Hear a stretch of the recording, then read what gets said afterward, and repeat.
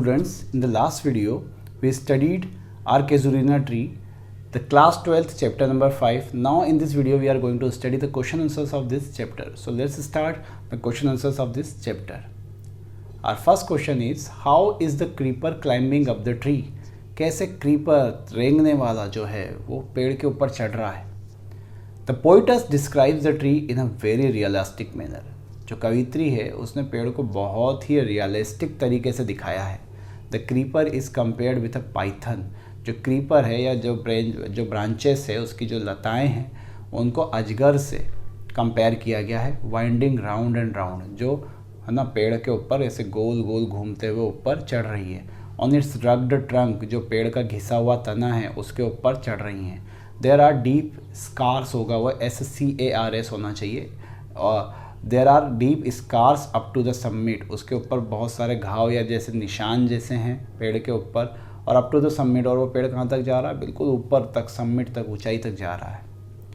Are question number 2 is, how does the giant tree wears the scarf? कैसे बड़ा सा विशाल का ऐसा जो पेड़ है वो स्कार्फ पहनता है.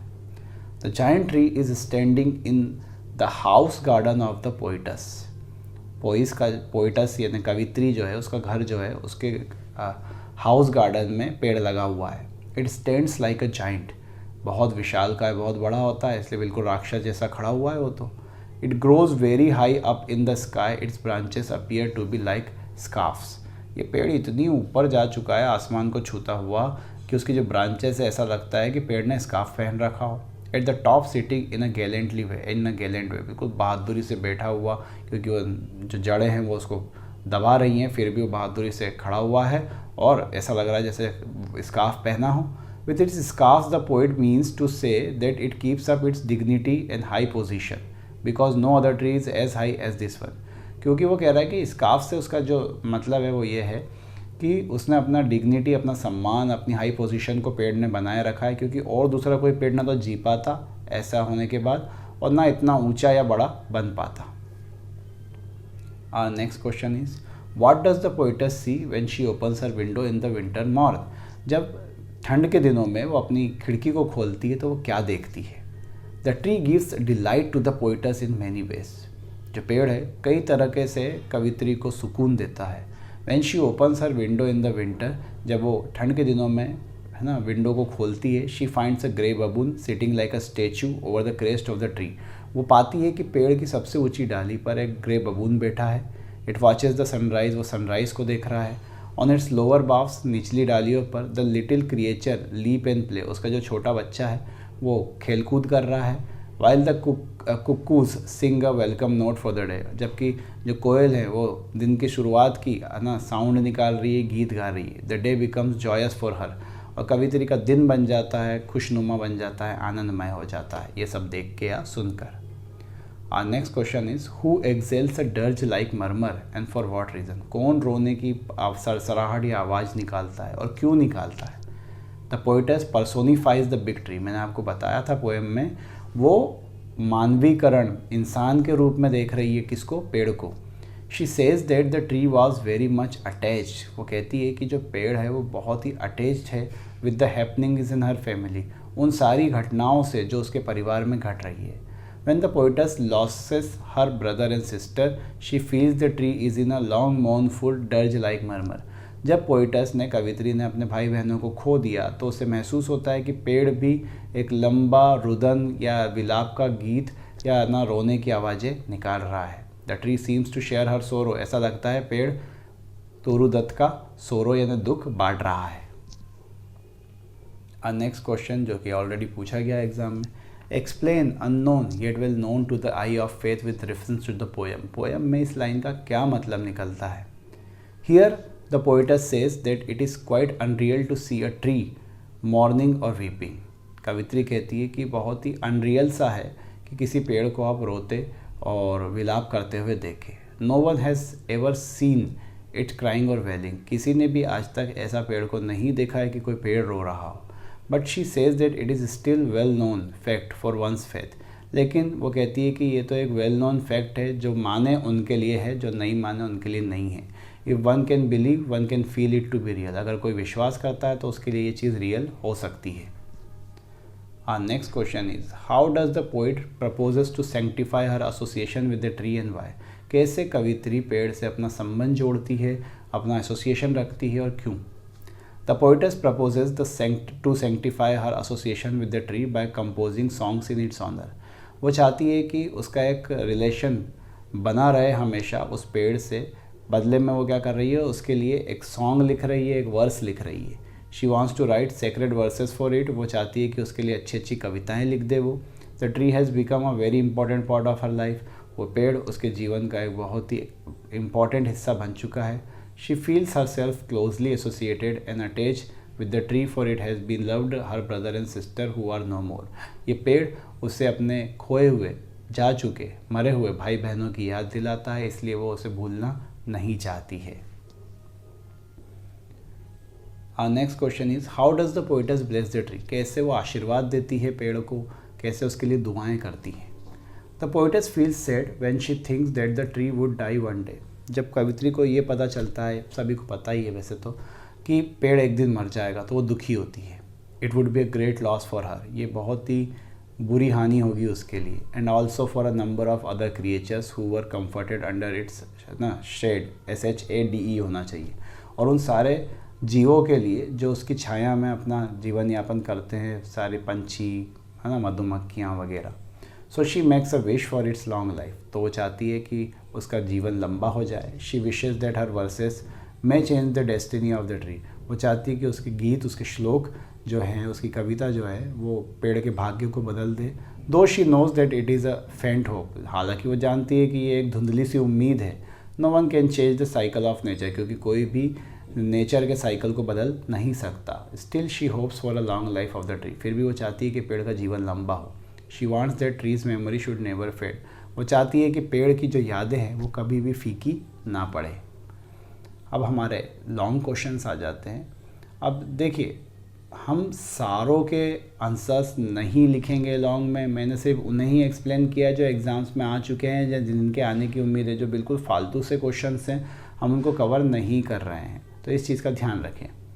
सी का फर्स्ट है, how does the poetess compare the creeper to a huge python. कैसे पेड़ की जो ब्रांचेस ऊपर की ओर जा रही है उनको बड़े अजगर से कैसे कंपेयर किया गया है। What characteristics of the tree has been highlighted by it.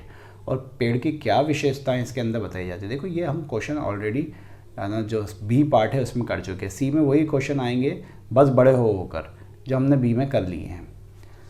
Are casuarina tree is a fine specimen of an ode in which the poetess highlights a tree and her emotional attachment with it.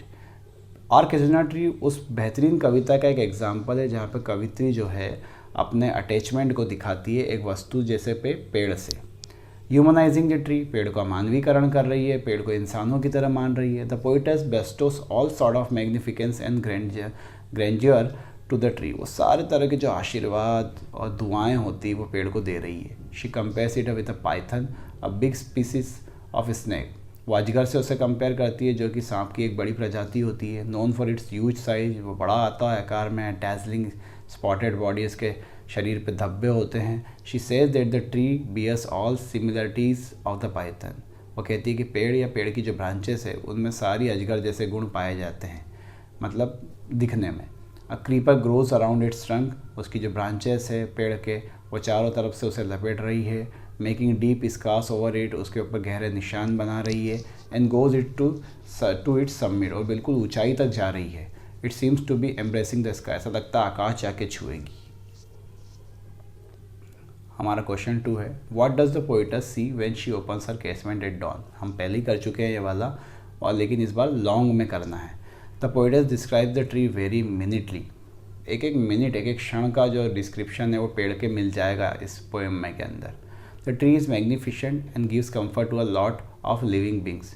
पेड़ बहुत ही बड़ा है, बहुत सारे जीवों को वो comfort, आराम देता है। The poetess whenever in dawn opens her casement, जब भी कवित्री सुबह सुबह खिड़की को खोलती है, she feels great delight to see the tree. वो पेड़ को देखकर बहुत खुश हो जाती है। The tree cool and restive during winter, ठंडा सा माहौल, पेड़ उसके अंदर ठंड के दिनों में।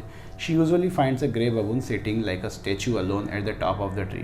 वो यूजुअली पाती है कि एक बंदर जो है वो उसकी सबसे ऊंची टॉप पर ट्री की बैठा होता है। It watches the sunrise with a great concentration बहुत ही कॉन्सेंट्रेशन से वो सूरज को उगता हुआ देख रहा है। इन द लोअर बाव्स, निचली डालियों पर, she finds little creature leaping and playing, छोटे बच्चे जो उस बंदर के हैं वो उछल कूद मचा रहे हैं, खेल रहे हैं, जबकि जो कुक्कूज़ है वो दूर और पास से आती हुई उसकी आवाज़ें एक वेलकम नोट गाती रहती हैं समय को या दिन को उगता हुआ देख के।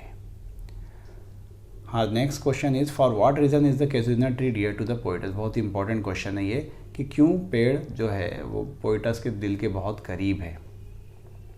The casuarina tree is dear to the poetess for many reason. पेड़ बहुत सारे कारणों से कवित्री के बहुत करीब है। The first is its magnificence. सबसे पहले तो ये बहुत बड़ा है। It is tall and grand to look eight.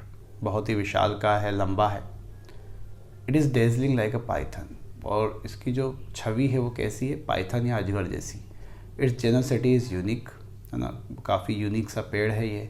It gives something to all shade, cool breeze, repose, आराम देता है ये, ठंडी हवाएं देता है, छाया देता है। कोई भी इसके नीचे बैठकर रिलैक्स फील करेगा। The other reason that makes the tree dear to her is that poetess has spend all her childhood under its shade.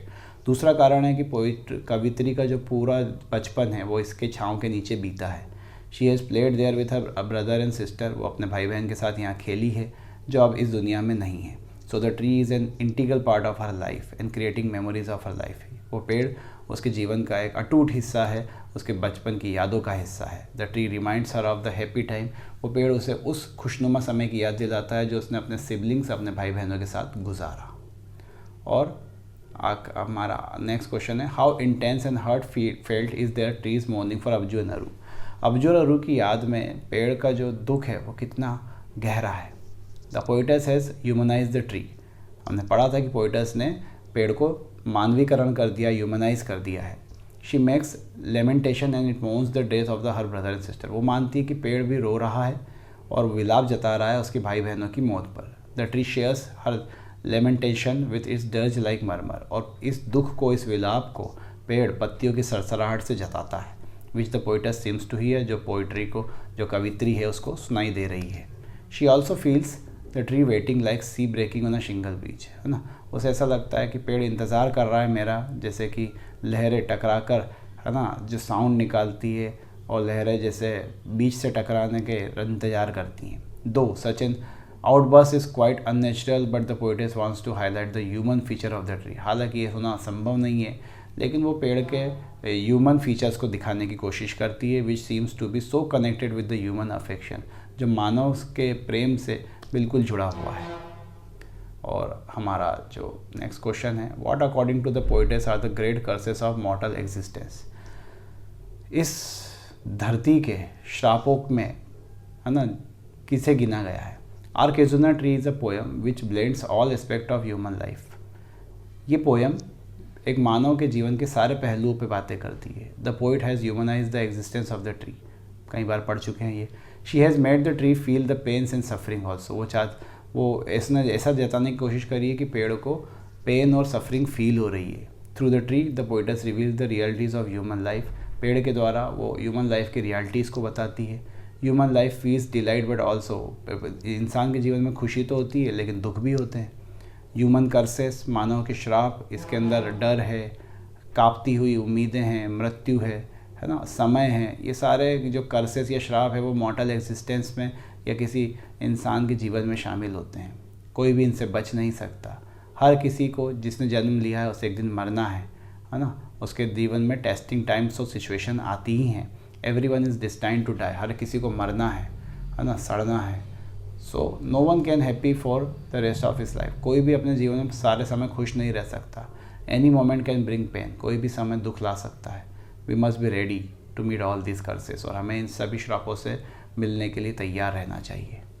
Next question है, how has the casuarina tree been personified in the poem. तो जो कैजुरिना tree है उसको कैसे personified किया गया है, कैसे मानवीकरण किया गया है उसका। Our casuarina tree is a poem written to the express the feeling of the poetess. Our casuarina tree एक कविता है जिसमें पोएटस जो है, कवित्री जो है, उसकी फीलिंग्स को दिखाया गया। It is not merely the description of a tree. ये सिर्फ पेड़ का वर्णन नहीं है, but it is a tribute to the tree. ये पेड़ को एक ट्रिब्यूट है, श्रद्धांजलि है। The poetess personifies the tree, वो मानवीकरण करती है पेड़ का। She bestows all human feelings to the tree, वो सारे जो ह्यूमन फीलिंग्स है उससे कंपेयर करती है, सारे आशीर्वाद देती है। The generous attitude of the tree is great, पेड़ का जो एटीट्यूड है वो भी अच्छा है, बेहतरीन है, महान है। द ट्री कम्फर्ट्स ऑल, वो सबको सुविधाएं देता है। It also shares the joys and sorrows of the human beings, ये मानव के दुखों को, खुशियों को बांटता है। The poetess feels the tree shedding tears and lamenting at the death of her brother and sister, वो ऐसा सोचती है कि उसके भाई बहन की याद में पेड़ आंसू बहा रहा है, रो रहा है। The tree is also destined to die like human beings, पेड़ की भी एक दिन मृत्यु हो जाना है इंसानों की तरह। Thus it has been personified, it is not unaffected from human curses as well, तो जिस तरह से मानव अपने श्रापों से बच नहीं सकता, पेड़ भी नहीं बचेगा, इसी तरह से उसका मानवीकरण किया है। और केसरी ट्री यहाँ पर समाप्त हो जाता है। Thank you for watching.